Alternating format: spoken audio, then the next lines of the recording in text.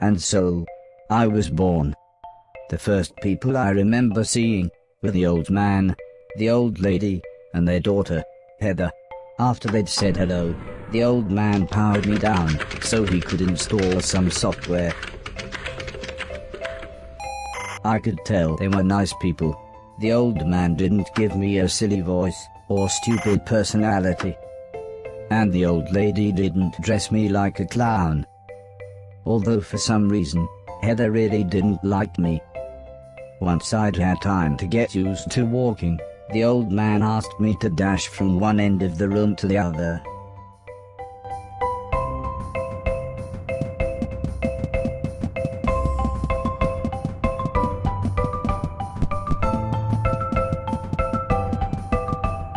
Next, the old man spent a couple of hours building some wooden platforms. He said he wanted me to jump up them, but I must admit, I was scared. It wasn't until I saw Heather and her mother happily climbing up them that I decided it might be okay.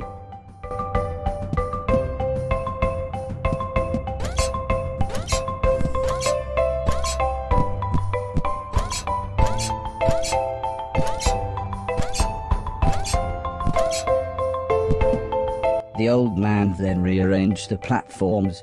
He told me to try to reach the other end of the room without touching the floor. Heather said the floor's made of lava. But when I smiled at her, she just frowned and looked away. The old lady arranged some pillows and blankets. She said it was in case I fell, but I think she just wanted it to look more like lava.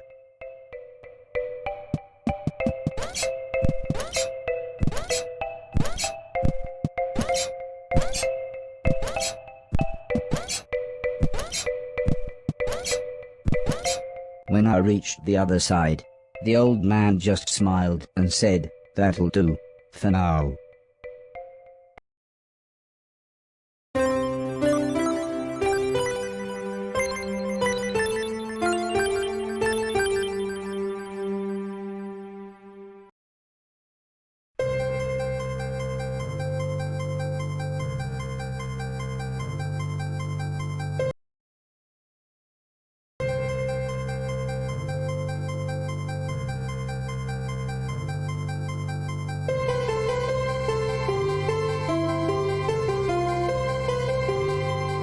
couple of days after those first lessons, the family had a big meal, and I was introduced to everyone else. The professor was the old man's brother. He was very quiet, and always seemed to just kind of stare at me. He had lived with the old man for 5 years. The house was so huge they barely saw each other. He preferred instead to stay in his room, leaving everything up to his butler, Mr. Deck, as he insisted everyone call him, although the professor always called him Anton. For a while, he called me a yellow bastard, but the old man made him stop, as he thought it sounded racist. Mr. Silton was the old man's driver. Before he worked here, he'd gotten in with some bad people and was the driver in a post office robbery, although it all went wrong for some reason. Mr. Silton showed me a video of his band. I'm sure some people must like it, but I just found it terrifying. Then there was Alice. She was the cook. She was a nice old lady. When she was younger, she had been a TV chef. Then, years later, she had a small part in Coronation Street. Mr. Silton said, before she worked for the old man, Alice was quite a hoarder. She kept old newspapers and bicycles, and something about a pool in a shoebox. The next morning, the old man gathered everyone together to show them what I was capable of. "What else does he do?" asked Mr. Silton. The old man smiled. "He can help around the house." "Could he help me with my newspaper collecting?" asked Alice.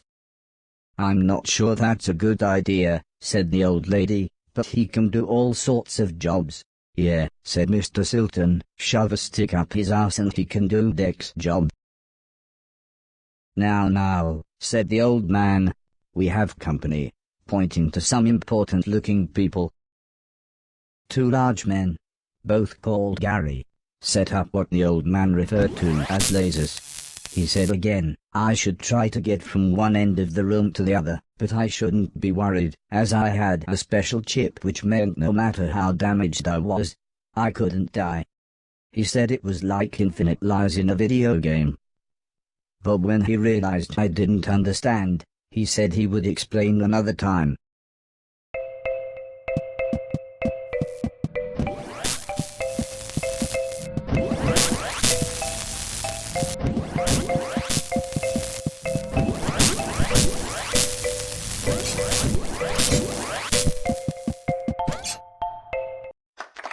Everybody clapped, except the important-looking men.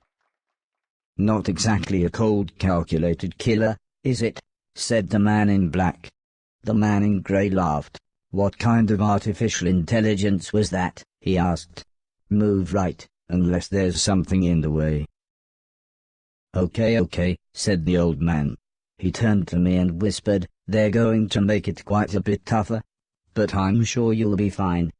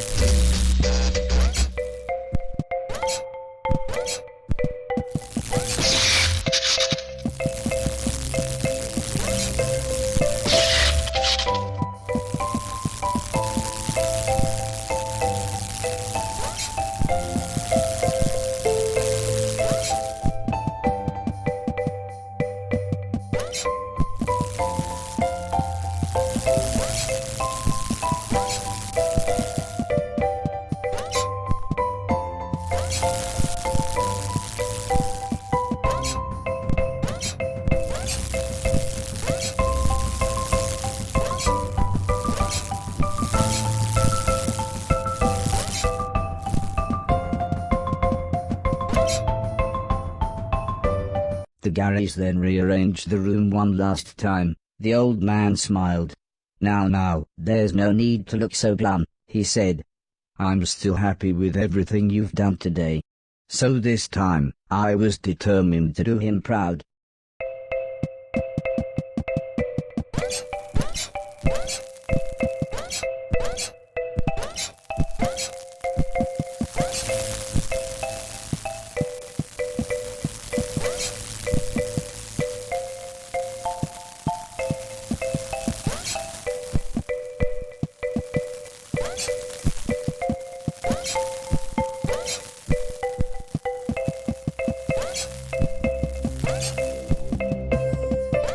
The old man's friends actually seemed quite happy when I made it through. "We might have a winner after all," said the man in black. "It's no Killbot 3000, but you can almost see the fire in its eyes." A couple of days later, the old lady said she had a surprise for me, my own room. She also wanted to play me some music. I wasn't sure after what Mr. Silton had shown me.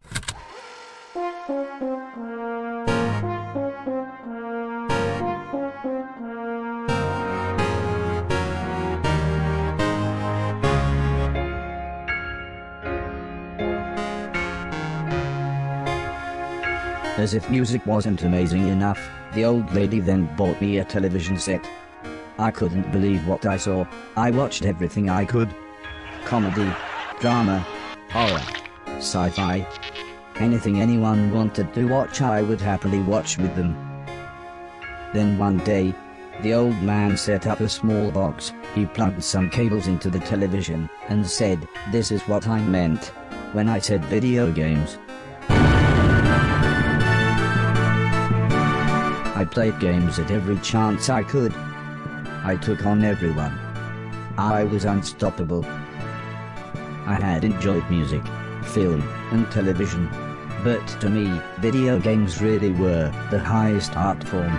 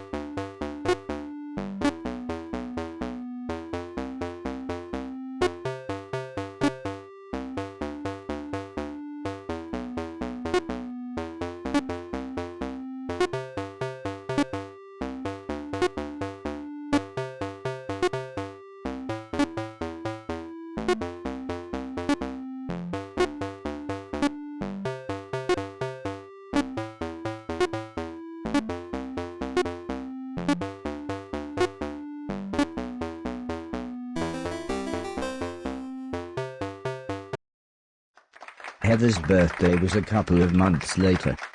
Her mum and dad had bought her a camera and arranged a day up by the sea so that Heather could take some photos, although I really don't think she wanted any pictures of me.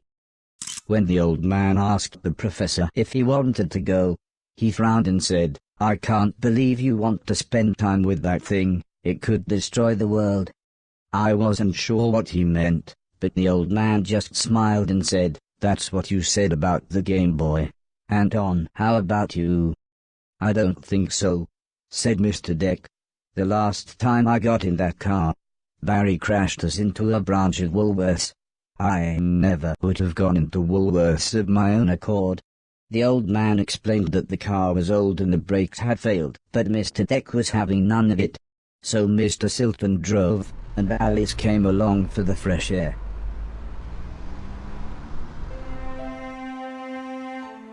I enjoyed being outside.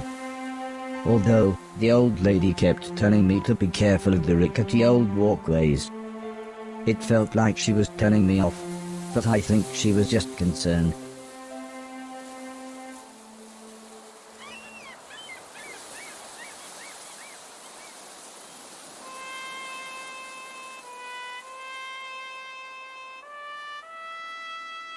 As the old man and I stood on the cliff tops, I could see something in the distance.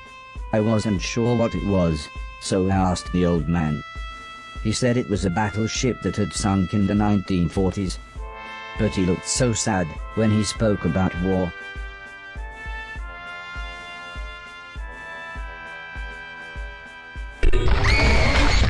I didn't see what happened, but the metal platform Heather was climbing on had collapsed. She was safe, even if the rocks she was on looked very dangerous.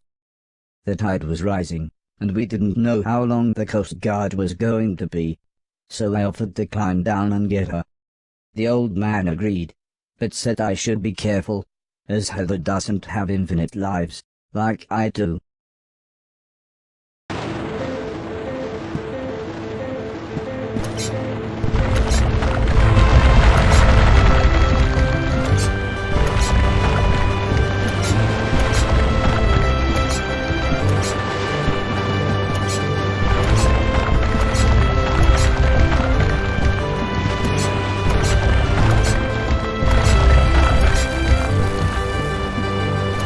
Heather was unconscious, and her leg was broken, so I picked her up as gently as I could. I decided it would be best if I didn't run the rest of the way.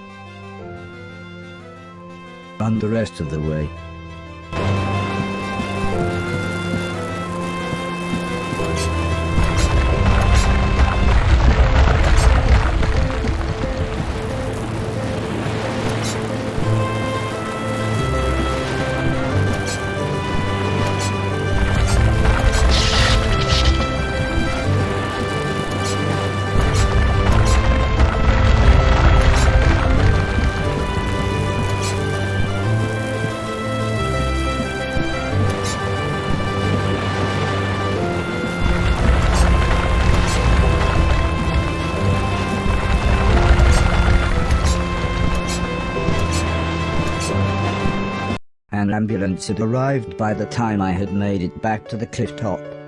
The medics made sure Heather was okay, and then took her off to hospital. A few days later, we all went to see how she was doing. She was fine, but would have to wear the cast for a couple of months.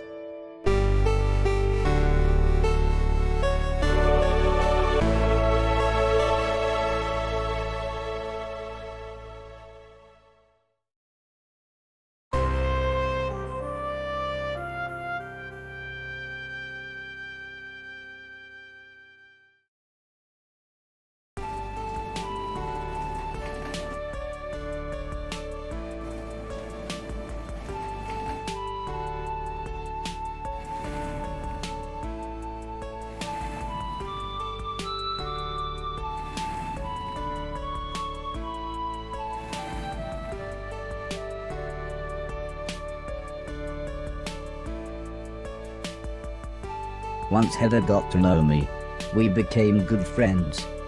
We enjoyed the same films and TV. She was also annoyingly good at some of my favorite games. After a while, she became very interested in how I worked.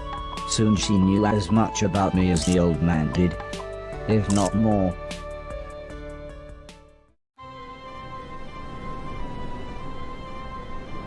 We spent the next couple of months visiting other countries, as when it came to teaching me things, the old man always liked to pick interesting locations. He had explained the basics of mathematics to me at the Great Pyramid of Egypt. taught me history in the dead of night, surrounded by mysterious giant stones, and even showed me science in action high up in a hot air balloon. This is why I was surprised when the old man took me to a restaurant. It was nice, but it seemed very somber compared to the previous grand locations. He said he just wanted to chat, and this was nice and quiet. Plus it was his favorite place to eat. We talked about life, the universe, Douglas Adams, everything really.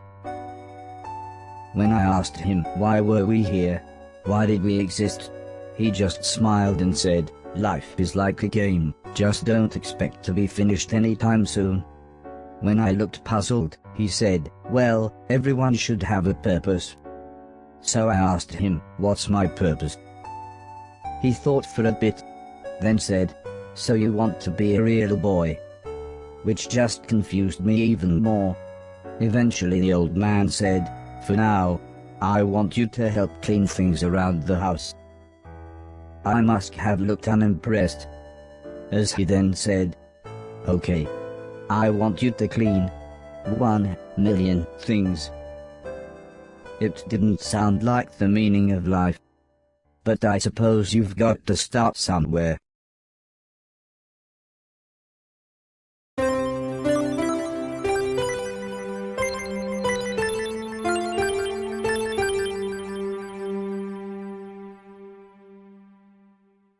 The next day, the old man said he wanted to install some more software, so he powered me down. When I came to, he said Mr. Silton had a joke for me, and that I should pull his finger. I don't think I got the joke. So the old man powered me down again. This time when I pulled Mr. Silton's finger, I got the joke. But it wasn't very funny. The old man then explained that he had installed a special chip which allowed me to clean away anything that was broken. He said it also tells me how many things are nearby, and how many smaller things are in a bigger thing. It all sounded very complicated, but he said all I really had to do was pause, and it would bring up all the information I needed. He then said he wanted me to find and clean all of the items in the room. He told me there would be some chains to climb, but that would be nice and easy, as I just had to press up. He then finished by saying, when I had collected all the items, I should come back here.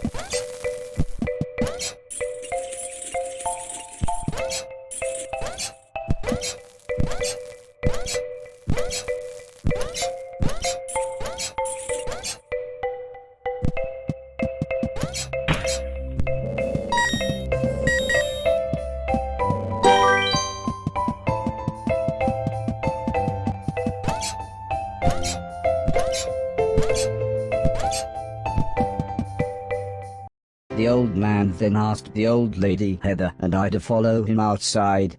I was happy too, as it was a lovely hot day. The old man said he was worried that Alice had been hoarding again. She had filled up a small barn with old bicycles and newspapers.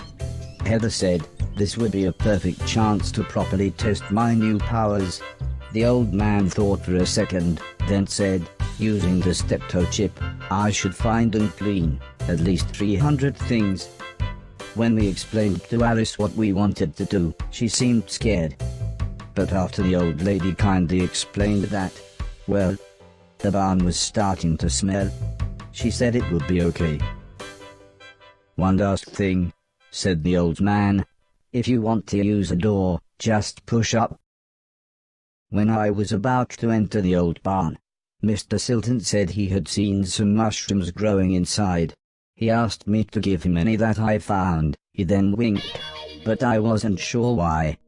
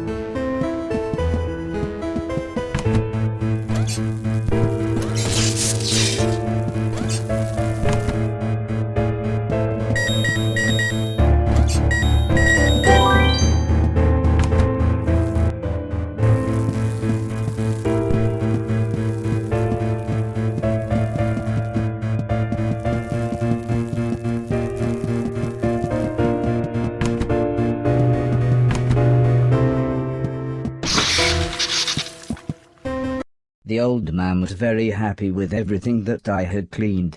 But I think Mr. Silton was even more happy with his mushrooms.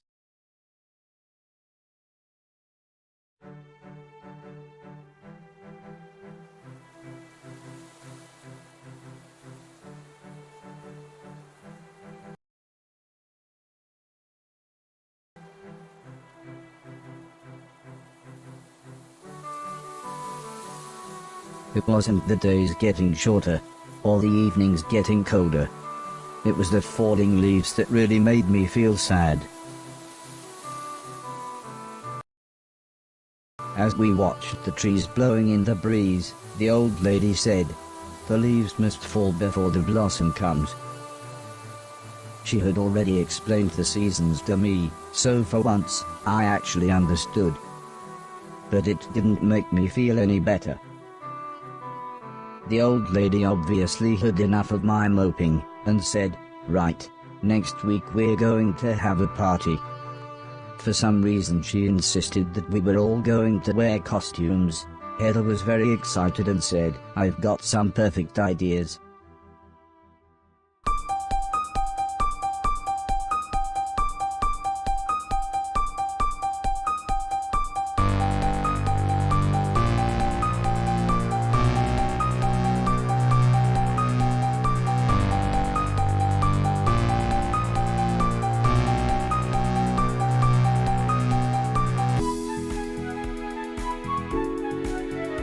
It was terrifying.